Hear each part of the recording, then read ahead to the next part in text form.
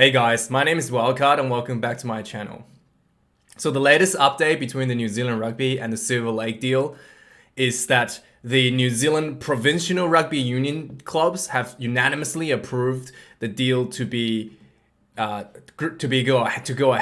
The latest update is that instead of selling 15% of the team for $460 million, they are looking at to sell a lesser stake of about 12.5% for 387 million New Zealand dollars. And the latest New Zealand financials for 2020 has also been released. And the New Zealand Rugby has lost quite a bit of money last year due to the pandemic. And they're looking at the Silver Lake sale as a way to kind of get them out of the rut. Now, there are a few things we need to look at here before we decide before we make an emotional opinion about whether or not the All Blacks should be sold. I am not an All Black fan, and I think that it's a bit of a crime to sell off the team. And there's a couple of reasons, obviously. So first of all, the New Zealand Rugby is in a financial rot. They're losing money every year, even during the years that they are doing well. In 2019, they lost $7 million, despite the fact that it's a World Cup year. They've lost money the year prior to that. They've made money during the Lions tour, and then they've just been losing money every other year. So that's generally the financial pattern for the All Blacks over throughout the time. I have a video of the All Blacks financials up here if you want to go have a look at it. But that's basically the summary for what's happening in the All Blacks financials. And the second thing is the valuation for the All Blacks. It's based on the offer. It's valued around 3 billion New Zealand dollars. Now, if you have a look at the valuation, it seems on paper a really, really, really good valuation, because that the revenue for the team is not very high. It's only 187 million New Zealand dollars, whilst it's losing money every year. They lost 7 million here, 1 million in 2018. So they're constantly losing money, and the revenue isn't that high, yet their valuation is $3 billion. Just to give you an idea of what $3 billion means, is that if we look at something that's around $3 billion, this is 3 billion US dollars, but it's around, so New Zealand Rugby is around 2 billion US dollars. So if we look at something that's also around 2 billion US dollars, Juventus have 440 million US dollars in revenue and 14 million, they lost $14 million here, but they have a $440 million in revenue. Whereas New Zealand only has $187 million in revenue, and that's in New Zealand dollars. So they're only actually about $100 million in revenue in US. And another thing is, if you look at some other teams like, Tottenham, and they're actually making a profit of $134 million, and their valuation is around 2.3 billion US dollars. So if you want, I actually have another video about the full breakdown of the valuation process for the All Blacks up here, if you want to have a look. But long story short, if I was just to summarize that video I've made, is that the All Blacks valuation seems pretty high for what they're actually doing, right? However, the one way that the valuation would make sense is that if the New Zealand Rugby, if the All Blacks stops paying for game development and domestic competition. So if you take the cost that the All Blacks pay for game development and domestic competition, they actually are making 85 million New Zealand dollar profit. And a team that has 85 million profit, you can see that would actually put them somewhere close to the valuation that we're looking at here. Because these are only 15 million, 62 million. So will actually make a bit more sense. And what you ask are the game development costs and competition costs. Where do these costs go to, if you ask? Ironically, it goes to the provincial unions. A majority of that goes to the provincial unions. Not majority, a big portion of that goes to the provincial unions, which are, ironically, have unanimously approved the selling of the All Blacks. Is it coincidence? The people that literally taking money from New Zealand Rugby and making New Zealand Rugby going bankrupt approves the sales of New Zealand Rugby. There's a little bit of conflict of interest there, to say the least. I mean, it's not like, they haven't been, it's not like, they could potentially get cut off on their funding if they don't approve it. So that's a little bit of a conflict of interest there. And then also, I want to go to page 2, right? Also, another big part of New Zealand Rugby's losses, obviously in 2020, their operation has dropped a lot. That's because the pandemic, everybody's suffering that. But also, every year they lose money. See, this is a 2019, $5.7 million in what's called cash flow hedges. Now, they lost another $4 million last year. Okay, so I am not the smartest person in the world. What the financial hedges are, I've looked into the income statement, and I've explained this in my previous videos as well. These are futures, foreign exchange contracts. Now, if you're watching this video, you're like, I don't know what this is. What are you talking about? What is a futures exchange? Exactly. It has nothing. It's what it does is if it allows you to exchange your New Zealand dollars for US dollars, or depends on your contract. It basically allows you to exchange foreign currency at a predetermined price 6 months in advance or 3 months in advance. So in advance. So New Zealand Rugby has gone out to a financial institution and said, hey, we want to exchange $5 million US because we're expecting to sell $5 million US of merchandise. We want to take that back to New Zealand, and we're expecting that to come in 6 months, but we're not sure how much the exchange rate is going to change in 6 months. So we want to lock in the exchange rate today so that in 6 months' time, we're going to guarantee to get basically the exchange rate that we have today, okay, with a little bit of that they will pay a little bit of fee to that to get that deal, right? So that's basically what it does to prevent the exchange rate go against them. So what happens is that if the exchange rate go against them, so if they say if the exchange rate go against them and they're gonna lose money on the exchange, the hedge will pay them money. So on this box, it will be a positive number. Okay, so if the exchange rate goes bad, and this is what the hedge is supposed to do. So if they lose money on the exchange rate goes down, and they lose lots of money from the exchange rate, the hedge firm will come in and pay the difference. So in this box, if the exchange goes against you, in this box you will see a positive number. So there will be like $5 million given to you because you've lost $5 million in exchange. So overall, it should be like balanced, right? But the reason that this is a negative number means that the exchange rate actually went into your favor. So you have made money from exchange. So you say you had US dollars and you were gonna get 60 cents New Zealand for exchange, and you locked that in 6 months in advance. But in 6 months down the road, New Zealand dollar has dropped in value. Now that 1 million US dollars is worth 700 instead of 600, it's worth 700 New Zealand dollars. The loss here, instead of the hedge firm paying you, paying New Zealand Rugby has to pay that $100,000 difference to the hedge firm. That's how the hedging works. Okay?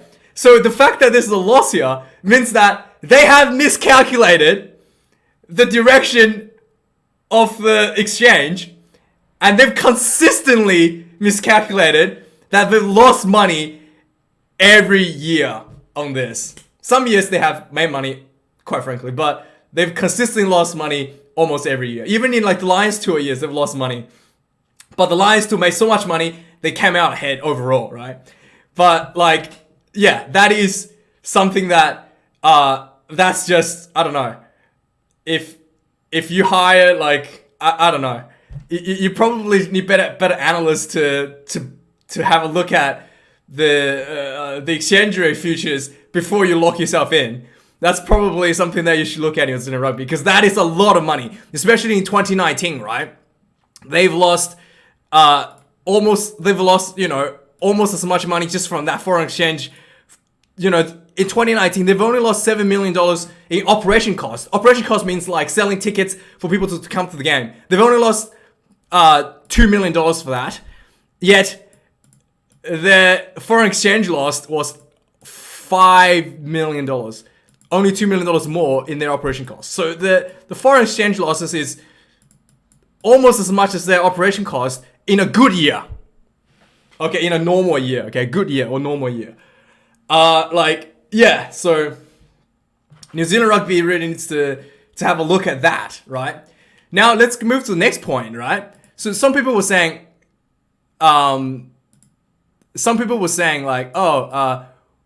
the argument. So a lot of people. So that goes into my next point. A lot of these people that are in favor of selling New Zealand Rugby, they're saying that we can take the money, 378 million, or if they will sell to 15% at 460 million, they will take that money and invest into something and turn that money into like a bigger profit. Turn $387 million into more money.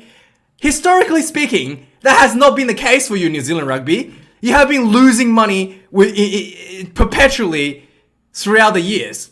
So what makes you think you can take 385 million or 460 million and turn that into $1 billion, as John Kerwin was talking about? Like, how are you going to turn that into anything but a loss from your historical records? You had at the end of the Lions tour in 2017, you had $100 million saved up in the bank. $100 million from the Lions tour. And you turn that $100 million, let's cut it off at 2019, okay? In 2 years, you turn that $100 million into, how much was it at the end of 2019? I think at the end of 2019, you turn that $100 million into 86 million in 2 years. So what makes you think that given $460 million, you're not going to turn that into $400 million in 2 years? Or less. You had 100 million and you turned that into 51 million with, more or less the pandemic to blame. Without pandemic, 446 million. If there wasn't a pandemic in 2020, you probably end up with 80 million anyway, right? So, what makes you think that you can take 460 million and not lose money just like you've been doing with your 100 million that you had in 2017 from the Lions tour? So, again, that's just stupid, right? Another point I want to go into is that the game development and competition, as you can see, obviously, this money, this is a huge amount of money going into these provincial unions. Now, if you look at the price valuation for the other, any other team like Liverpool, Chelsea, they do not pay for domestic competitions. They do not pay millions of dollars in expenses to domestic competitions, right?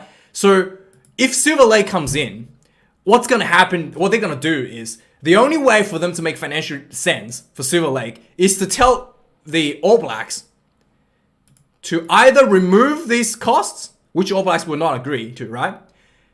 So what they're going to do is they're going to ask the All Blacks to separate themselves from New Zealand Rugby. So what's going to happen is the All Blacks have a separate income statement that does not include the game development competition. That will end up with like $85 million profit. And out of the $85 million profit, 15% of that will go to Silver Lake. 85% of that will go to New Zealand Rugby. And New Zealand Rugby will take that 85% and then spend that on game development and hand the money out to the provincial unions. So that's most likely what's going to happen after the deal, because it makes no financial sense for Silver Lake to bear the cost of game development and competition, which is something that no other sporting team, like major sporting team, does. You know, like Chelsea does not pay for the second grade English League, football league. The teams in second grade English Premier League, they don't pay for those teams, the survivability of those teams, right? They may have a little bit of development inside in Chelsea, but they don't pay for other teams below them. That's basically what New Zealand Rugby does when they pay for these teams in the provincial unions. So that's most likely going to happen. There could be a separation between New Zealand Rugby and the All Blacks, and then the All Blacks financial statement will be a clean statement without game development, and it will be a massive income, and then Silver Lake will take a cut out of that, and then will take a profit share out of that, and then the All Blacks will take the rest of it. So after the sale, you're actually going to get lower income. So after the sale, New Zealand Rugby are going to get 15% less in net income from the All Blacks to go into game development. So yeah, so your $460 million, a portion of that money will have to go, a percentage of that money will have to go into game development, right? So if you think about it, instead of getting $85 million, you're only going to get like 15% less. You're only going to get like $70 million, you know, at $72 million. And that means that you're going to be running a bigger deficit. And that also means that your initial, you know, savings of $465 million will have to dipped into to pay for the provincial unions and domestic development, so that your savings account of $460 million will go down much faster than what you currently are losing money to, because you're actually getting less money from the initial split of the income from the All Blacks revenue. I hope that makes sense, right?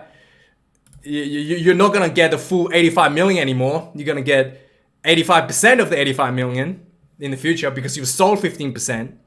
But these game development costs are still going to be there for you to pay. So you're going to have to pay more money out of your savings of 465 million that was paid to you to buy the 15%. So again, if you don't solve the problem that you're perpetually losing money, no matter how much percentage of the team you sell, you're going to run out of money eventually. In 5 years' time, 10 years' time, 20 years' time, you're going to run out of money again. And then what are you going to do? Sell another 15%? Like, it's just... like, the solution to this problem is that New Zealand Rugby needs to figure out how to monetize their team, monetize their brand. It is the most successful rugby team in the world. Okay? It should not be perpetually losing money every year. It's 2021. Like, your social media engagement is like zero, non-existent. You have like almost no footprints. Like, the English Premier League posts a video online, they get like 2 million views. And you post a video in New Zealand Rugby, despite having almost 500,000 followers, you get like 5,000 views. That's, you know, something that you could work on maybe to increase your international profitability, maybe. But anyway, now the next thing I want to talk about is Rugby Australia also looking at selling after a huge loss in 2020. Okay, so they've lost $450 million. They reduced $457 in revenue despite cutting like huge amounts of employees, right? Yeah, so they've reduced, you know, a huge amount of so they've fired a bunch of people, cut costs, and they still lost money. How much money did they lose? Yeah, that's deduction revenue. That's not losses though. So they still lost, still lost $27 million. So they cut loss, they fire people, they cut costs, they did all these things. They still lost $27 million. Okay, and now Australian Rugby wants to sell. Here's the problem with Australian Rugby as well. Same problem with New Zealand Rugby. How are you gonna make money when you sell it? Like you can sell it for $1 billion. You can get as much money as you want from selling the team. How are you gonna make more money for the team? Now Australia has a bigger problem than New Zealand. The viewership for Australian Rugby is absolutely dying. Like just bleeding out. People are so fed up with Australian Rugby and they're garbage. It's just dying out. Like the viewership is absolutely dying out. This is how stupid it is, Australian Rugby, right? Despite the fact that I'm gonna get a little bit ranty here. Just excuse me for a bit. Despite the fact that there is Super Rugby, they're saying that we're gonna make a change. We're gonna make everything. We're gonna try and make a comeback. We're gonna make it free. Okay. They put everything on. Like, we're gonna move away from Fox. We're gonna put it on Stan. They put it on Stan, right? It cost $34 to watch it on Stan. Okay, $34, and since there are only 2 Australian games played, and one of them is free on TV, you're literally paying $34 to watch 4 games a month. I kid you not. Like, how do they come up with this deal? They keep advertising these $10, but it's $10 on top of your Stan package. The Stan package is $20 for standard definition. So for HD, it's $24. So if you want to watch HD sport, it's $24 base Stan and another $10 on top. So $34 to watch 2 games, and one of the games is already free on TV. So you're paying $34 to watch 1 game a week. Have these people lost their mind? That's like, how do you, like what? That's like almost $10 a game. You're paying like that's a pay-per-view value. You pay almost like $10 per game. Are you kidding me? Like $8 a game to watch on Stan? Are you kidding me? You're at Rugby Australia, and you're telling me you've changed? That's like you pay $27 or something for KO, which is the Foxtel version. At least you get other sports. You didn't just get rugby. You had rugby. You had like other rugby from like 6 nations as well. You had like other sports like soccer and NBA, NFL. This has nothing. Just rugby. And only one of the Australian rugby game is played. It's exclusive. And they want you to pay $34 for it per month. Are you kidding me, Australian Rugby? Are you kidding me? And just by the way, if anyone in Australian Rugby is watching, okay, why isn't it free? Your fan base is non-existent now, okay? I've spoken to people that used to be fans all the time, and they reckon Australian Rugby, like rugby union in Australia, it's gonna die off. And that is not a joke. That could potentially happen. You can sell off as much as you want. It's not gonna save the game. It's not gonna bring the fans back. You can sell off for $1 trillion and no one's gonna come back and watch it. When you charge $34 for 1 game a week. Are you kidding me? And by the way, let me just ask you this one question. Anyone like works at Rugby Australia, all these morons working there, any of you will pay $34 to watch 1 game a week of ping pong? Tell me, if any of you pays $34 to watch 1 game of ping pong a week, tell me any of you does that. So why do you think anyone in Australia that hasn't been a fan of Australian rugby will ever pay $34 to watch your garbage? You want to grow the stupid game? Make it free!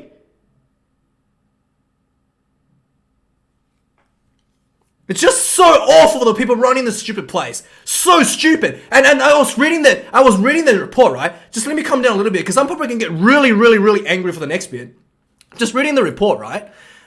Again, we've lost a ton of money in Australian rugby, right? Whatever. We lost a stupid amount of money, as expected. We were losing money before the pandemic hit. We were losing like $10 million before the pandemic hit. Okay, whatever. Because you got a bunch of morons running the place, obviously. And then look at this. Look at this. Look at this. Look at their advertising, okay? Look at this.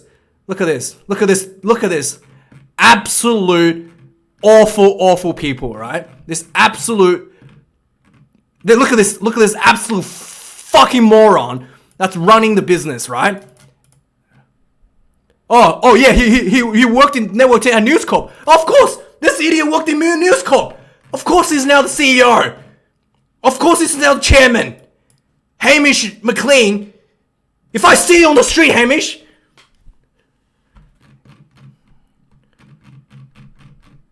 this moron running the business into the ground, right?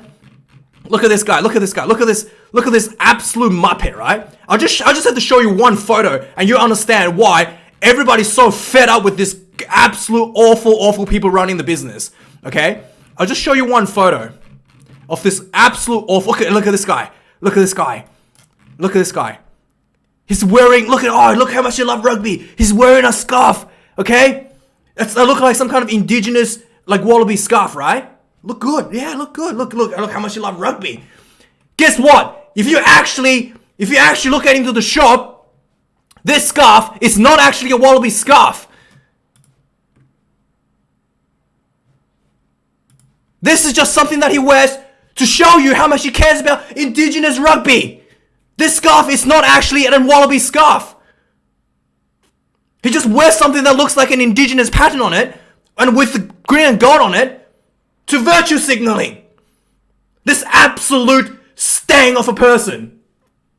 This absolute stain of a person. What a nice scarf, mate. Where do I get one? Where can I get one? Oh, it's not available. Oh, because it's not actually a Wallaby scarf. Look at this virtue signaling morons. And look at this. I hate to drag Kearnsey into this. Look at that. Look at this. It's the same scarf. He was wearing it. He just passed it to Kearnsey. Now they're having a chat with good old Rabbit. Oh, look how good we are. We care about Australian rugby. Hey, James, come over and let's have a photo up. Make us look like we'll know what we're doing. It's an absolute embarrassment. And you talk about you wearing these scarves, and you talk about singing the Australian national anthem in the First Nations language. All of that stuff, great. But just tell me one thing. How many Aborigines players are actually in the Wallabies team? Just tell me how many. How many? Just give me a number. Tell me how many Aborigines players are actually playing for the Wallabies. Just tell me. 0. The only guy they had was Curly Beale, right?